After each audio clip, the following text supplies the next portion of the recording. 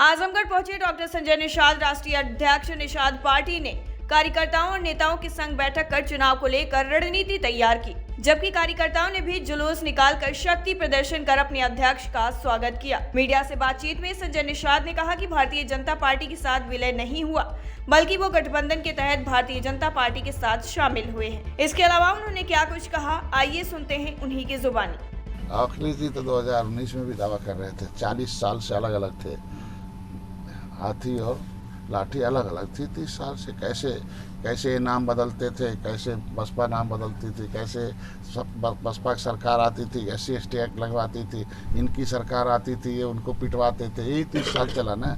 तीनों को मैंने 30 साल से इकट्ठा कर दिया था। 32 साल के बाद डॉक्टर संजय 2018 में इकट्ठा कर दिए थे। गोरखपुर, फूलपुर, कैरान, अनूरपुर जिताया था।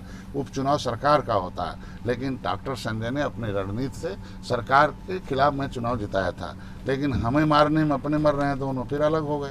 जब दोनों एक होकर 2019 में कोई इतिहास नहीं बना पाए, तो अलग अलग रह के क्या इतिहास बनाएंगे। अब बसपा अलग लड़ रही है, सपा अलग लड़ रही, तो अब उस इतिहास को बनाने के लिए उन्होंने अवसर दिया और डॉक्टर संजय बनाएंगे इतिहास। आजमगढ़ पहुंचे डॉक्टर संजय निषाद। राष्ट्रीय अध्यक्ष निषाद पार्टी ने कार्यकर्ताओं और नेताओं के संग बैठक कर चुनाव को लेकर रणनीति तैयार की, जबकि कार्यकर्ताओं ने भी जुलूस निकालकर शक्ति प्रदर्शन कर अपने अध्यक्ष का स्वागत किया। मीडिया से बातचीत में संजय निषाद ने कहा कि भारतीय जनता पार्टी के साथ विलय नहीं हुआ, बल्कि वो गठबंधन के तहत भारतीय जनता पार्टी के साथ शामिल हुए हैं। इसके अलावा उन्होंने क्या कुछ कहा, आइए सुनते हैं उन्हीं की जुबानी।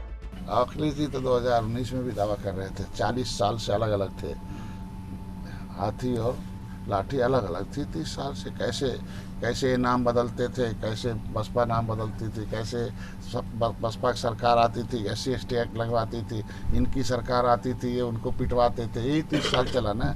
तीनों को मैंने 30 साल से इकट्ठा कर दिया था। 32 साल के बाद डॉक्टर संजय 2018 में इकट्ठा कर दिए थे। गोरखपुर, फूलपुर, कैरान, अनूरपुर जिताया था।